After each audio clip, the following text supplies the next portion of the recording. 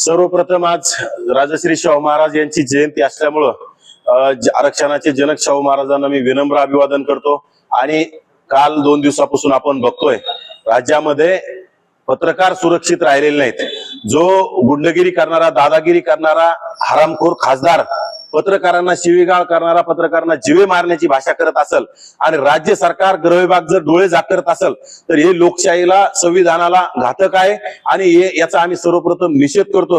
राज्यातील सर्व लोकांनी याचा निषेध केला पाहिजे, कारण की लोकशाहीचा चौथा स्तंभ असणारा पत्रकारिता आणि पत्रकारिता करणारे पत्रकारच जर सुरक्षित नसतील तर येणाऱ्या काळात यांना काय घोटाळे करायचे आणि यांना काय हुकुमशाही करायची हे यांना मोकळीक मिळेल। कुठेतरी पत्रकारामुळे या प्रत्येक गोष्टीला आळा बसतोय, परंतु त्या पत्रकारावरच जर अर्वाच्य भाषा आणि तीही पोलिसांसमोर, कोण संजय दिना पाटील जो गद्दार असणारा आताच एकनाथ शिंदेच्या गटात गेला, कुठेतरी 200 कोटी रुपये घेऊन एकनाथ शिंदेच्या गटात जाऊन पैशाचा मुजोरी आणि पैशाच्या दादागिरीच्या जीवावर पत्रकारांना तिथं पुन्हा आला तर मारीन आणि पोलीस जवळ काय रेकॉर्ड करायचं तर ही भाषा जर वापरत असेल तर राज्याचा गृह विभाग काय झोपलेला आहे का?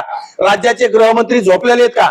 राज्याच्या गृहमंत्र्याला आमची कळकळीची विनंती आहे, तुम्ही लोकनेते स्वर्गीय गोपीनाथरावजी मुंडे साहेबांप्रमाणे, जे गोपीनाथरावजी मुंडे साहेबांनी गुंडगिरी मुंबईतली सगळी हद्दपार करून टाकली होती आणि पोलिसांना पूर्ण मोकळीक देऊन टाकली होती, त्याप्रमाणे तुम्ही आणखी पोलिसांना जर मोकळीक दिली तर येणाऱ्या काळामध्ये असं बोलण्याची कोणाची हिंमत होणार नाही, धाडस होणार नाही। आणि जर तुम्ही अशी मोकळीक तुमच्या स्वार्थापायी, तुमच्या राजसत्तेच्या पायी आणि तुमच्या कुठेतरी सेटलमेंटच्या पायी आणि कुठेतरी तुमच्या फोडाफोडीच्या राजकारणापायी जर अशा लोकांना पाठीशी घालत गेले तर राज्यात गुंडगिरी वाढत राहील आणि राज्यात पत्रकारच सुरक्षित नसले तर सर्वसामान्य जनता कशी सुरक्षित असेल?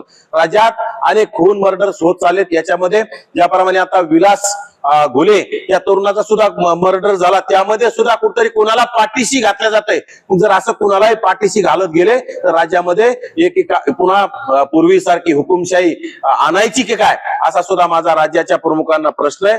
राज्याचे मुख्यमंत्री आणि दोन्ही उपमुख्यमंत्र्याला माझी कळकळीची विनंती, तो कोण हरामखोर संजय दिना पाटील आहे याला तात्काळ निलंबित केलं पाहिजे, त्याच्यावर कठोर कारवाई झाली पाहिजे, त्याला अटक झाली पाहिजे।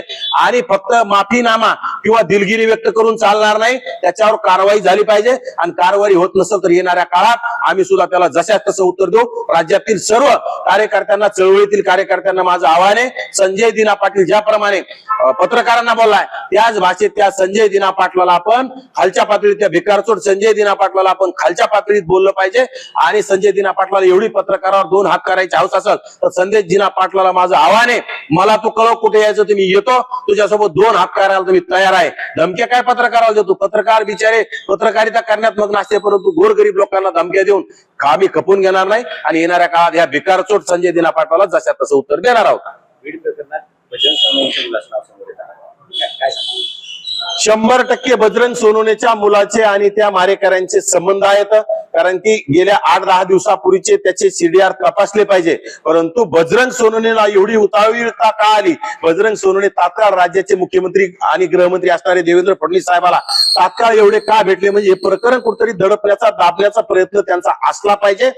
आणि राज्याच्या मुख्यमंत्र्याला त्यामुळे माझी विनंती, कुणाची गय करू नका। तुम्ही विचार करताल की उद्या बजरंग सोनवणे आमच्या पक्षात येईल म्हणून त्याला तुम्ही मोकळीक देण्याचा प्रयत्न कराल, परंतु ओबीसी हे कधी कदापि खपवून घेणार नाही।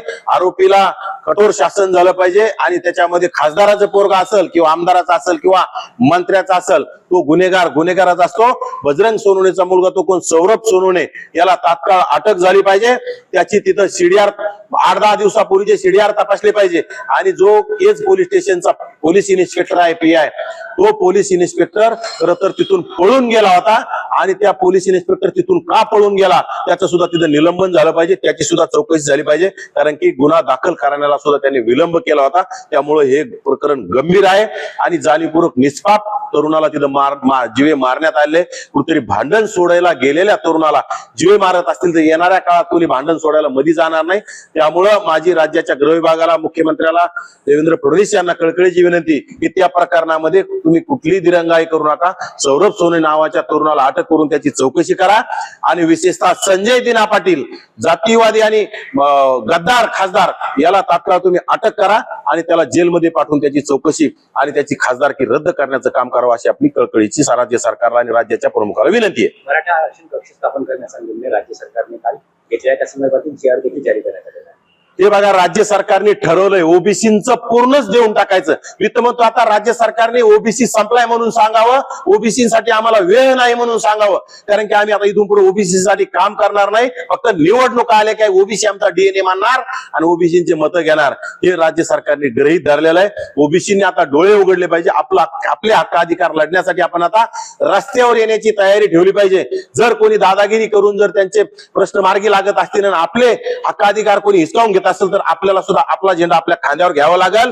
कारण की आपले नेते बोलायला तयार नाहीत, आपले मंत्री बोलायला तयार नाहीत, आपले आमदार बोलायला तयार नाहीत. ज्याप्रमाणे मराठा उपसमितीचा अध्यक्ष राधाकृष्ण के पाटील जरांगे उपोषणाला बसण्याच्या अगोदर औरंगाबादला येऊन मुक्कामाला थांबतो, दुसऱ्या दिवशी सकाळी 1 तासात तिथे येऊन लोटांगण घेण्याचं काम करतो. परंतु आमचा बावनकुळे नावाचा खुळखुळा कुठल्या बिळात जाऊन लपलेला आम्हाला पाहायला मिळत नाही. ओबीसीच्या प्रश्नावर चकार शब्द बावनकुळे काढायला तयार नाही. बावनकुळेचा आम्ही निषेध करतो आणि बावनकुळेनी त्या उपसमितीचं अध्यक्षपद सोडावं. तुझ्याच्याने होत नाही तर त्यांनी सोडून द्यावं आणि सांगावं माझ्याच्याने होत नाही. तर नुसता ओबीसी नेता म्हणून घ्यायचं, मलाईदार खाते घ्यायचे, मलाई गोळा करायची, सत्तेचा रुबाब हे करायचा, परंतु जातीसाठी कधी विचार करायचा नाही. ज्या प्रवाहात आपण जन्मलो त्याचा विचार होत नसेल तर आम्ही बावनकुळेचा निषेधच सातत्यानं करत राहू.